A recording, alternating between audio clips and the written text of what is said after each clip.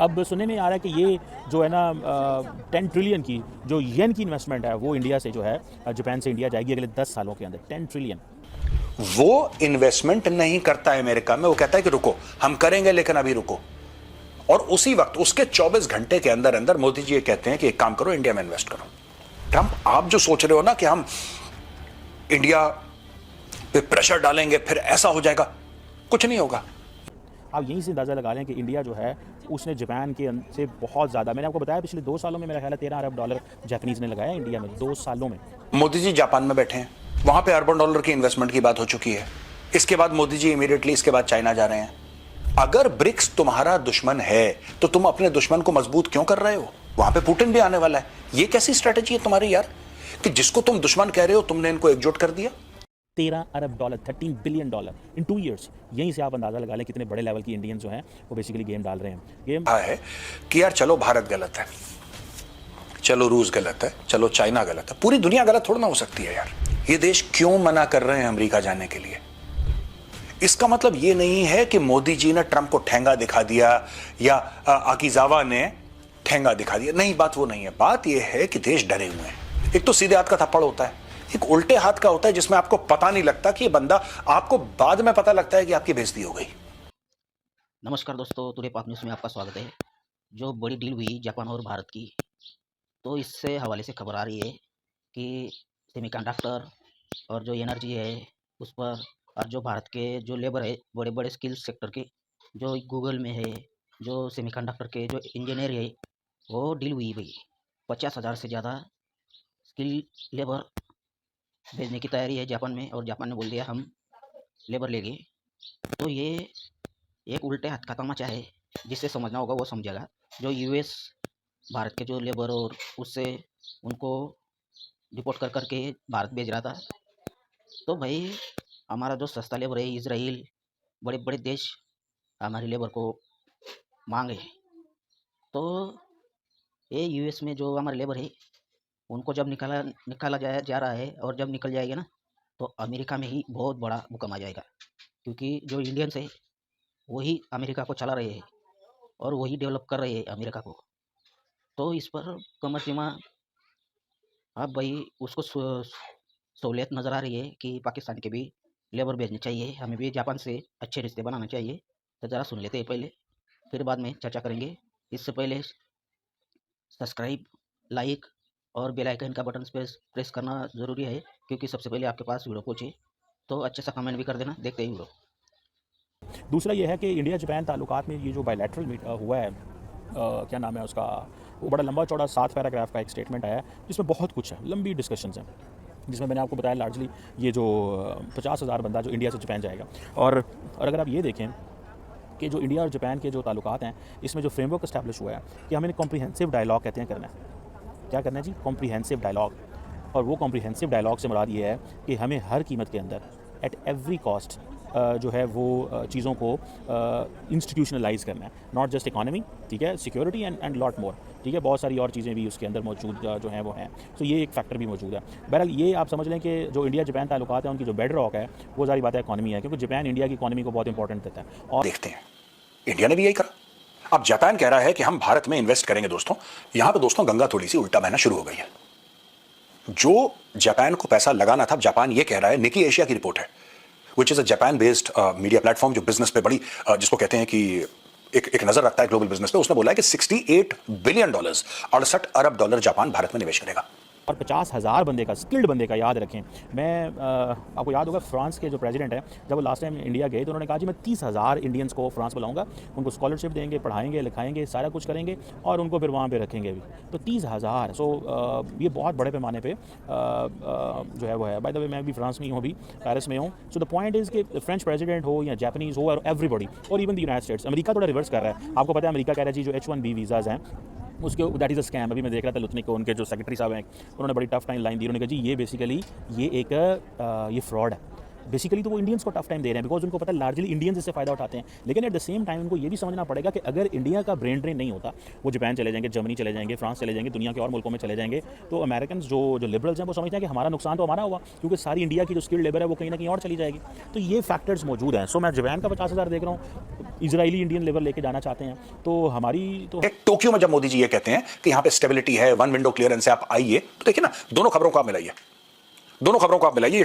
Trade negotiator अकाजावा जो जाता है अमेरिका में इन्वेस्ट करवाने के लिए, जिसको जाना है, राइट, जिसको जाना है, पहले इनकी मीटिंग हो चुकी है, जिसको जाना है अमेरिका, वो इन्वेस्टमेंट नहीं करता है अमेरिका में, वो कहता है कि रुको, हम करेंगे लेकिन अभी रुको। और उसी वक्त उसके 24 घंटे के अंदर अंदर मोदी जी कहते हैं कि एक काम करो, इंडिया में इन्वेस्ट करो।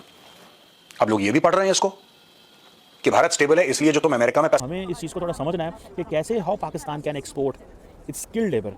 हमें पाकिस्तान में अंदर इस चीज़ को समझना है कि स्किल्ड लेबर की वैल्यू है भाईजान। जिन्हें मेरे भरा जड़े पाकिस्तान तो डंकियां ला के निकलते हैं, दे आर नॉट नीडिड। ठीक है, आज की दौर की जो डंकी है that it needs to be in Google, Meta, YouTube, Facebook, इनमें जाके डंकी लगाएं, उधर जाके अपना वो करें, अदरवाइज तो आप नहीं कर सकते। क्या भारत में आके इन्वेस्ट करिए। और सबसे बड़ी बात जो उन्होंने बोली है, देखिए ना, उल्टे हाथ का थप्पड़ होता है दोस्तों। एक तो सीधे हाथ का थप्पड़ होता है, एक उल्टे हाथ का होता है जिसमें आपको पता नहीं लगता कि ये बंदा, आपको बाद में पता लगता है कि आपकी बेइज्जती हो गई, उसको कहते हैं उल्टे हाथ का थप्पड़। इन्होंने बोला कि हमारी पॉलिसीज में स्टेबिलिटी है। अब इसमें तो कोई गलत बात नहीं है कि हमारी पॉलिसीज में स्टेबिलिटी है।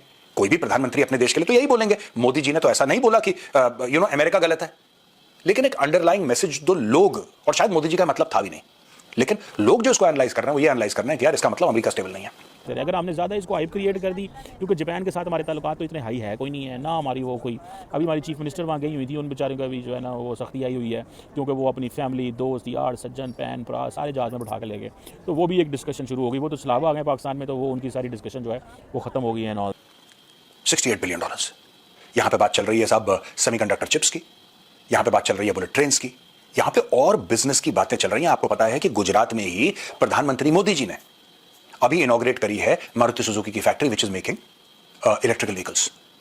तो जापान के साथ भारत का जो रिश्ता है वो बहुत जबरदस्त चल रहा है अभी। $68 बिलियन की इन्वेस्टमेंट कम नहीं होती दोस्तों। और जो लेगेसी सेमीकंडक्टर्स हैं, तो भाई एक कमर चिमा को सहूलियत नज़र आ रही है कि अब पाकिस्तान के जो लेबर है वो भेजना चाहिए और हमें जापान से अच्छे रिश्ते रखना चाहिए और बनाना चाहिए। अरे भाई, हम जब जाते हैं, हमारे रिश्ते, हमारा 140 करोड़ की जनसंख्या की भारत है, लोकतांत्रिक भारत है। तुम्हारे यहाँ लोकतंत्र के तमाशा होता है, लोकतंत्र के नाम पर तमाशा होता है और सरेआम लोगों को मारा जा रहा है, सरेआम गुंडागर्दी, आतंकवादी गतिविधियाँ हो रही है तुम्हारे यहाँ, और खुद आर्मी के लोग आतंकवादी है। तुम्हारे यहाँ कौन इन्वेस्ट लाएगा? और तुम जहाँ भी जाते हो वहाँ भीख मांगते हो, तुम्हें कौन मुंह लगाएगा? और तुम बोल रहे हो कि अब लेबर को भेजना चाहिए। अरे मरियम नवाज गई थी जापान और वो अपने फैमिली को लेकर गई थी घूमने। ऐसे तो तुम्हारे सीएम, मंत्री फंत्री, शहबाज शरीफ, ऐसे तो लोग हैं तुम्हारी। जापान गई थी और उन्होंने सिर्फ बड़े बड़े सपने देते हैं अपने लोगों को, और वहाँ से आकर बोलने लगी कि हमें भी जापान जैसा डेवलप करना चाहिए, हमें जापान जैसा पाकिस्तान को बनाना है। कसरी गावाइले थाना वो 5 मिनट थाना, और जापान जैसा पाकिस्तान को बनाना चाहिए। अरे भाई, तो अब भिखारिस्तान कैसे जापान जैसे बन गया? तुम्हारे मुल्क में सारे भिखमंगे और सारे जो करप्ट नेता है और अपना ही जेब भरने वाले जो या आवाज़ से दुनिया के जो तुम्हारे जो है फल आया, जो तुम्हारे यहाँ कुछ भी होता है उसके नाम पर पैसे ले लेते हो, और अपने जेब भरने वाले लोग हैं तुम्हारे यहाँ, लूटने वाले लुटेरे, और तुम जापान जैसे बनाओगे। अरे भाई, इनकी बड़ी बड़ी बातें देख लो। तो आप ये सुनकर कमर चिमा बोल रहा है कि भाई हमारे लेबर, आज तुम्हारे लेबर कोई भीख मांगता है, कोई गधे बेचता है। तुम्हारे यहाँ 100% में से 10% ही पढ़े लिखे है, बाकी 90% जाहिल और मदरसा छापे। तुम्हें कोई मुंह लगाना ही नहीं समझते। जो भी मुस्लिम है, कौन से देश में भी जाओ तुम, वहाँ पर भीख मांगे पकड़े जाते हो, या किलिंग, मर्डर या रेपिस्ट, इसमें पकड़े जाते हो, और जहाँ भी जाते हो वो वहाँ की संस्कृति को मिटा देते हो तुम लोग। तुम्हें कोई मुंह नहीं लगाना चाहता है और तुम बोलते हो कि हमारे लेबर को भेजना चाहिए। अरे कौन से पढ़े लिखे हो तुम लोग? अरे मदरसा छाप इसलिए बोलते हैं, मदरसा बंद करो, आतंकवादी बंद करो और डेवलप की तरह जाओ, पढ़ाओ लिखाओ, आईटी हब बनाओ। तो तुम लोग जहाँ भी इंडिया जाता है वहाँ पर तुम्हारी नज़र लगती है। अब तुम्हारी नज़र गड़ गई जापान की ओर, हमें भी रिश्ता बनाना है। अरे क्या दोगे तुम लोग? तुम्हारे पास क्या है देने के लिए? और तुम्हारे यहाँ इन्वेस्ट करने के लिए भी लोग डरते हैं, इन्वेस्ट कैसे करेंगे?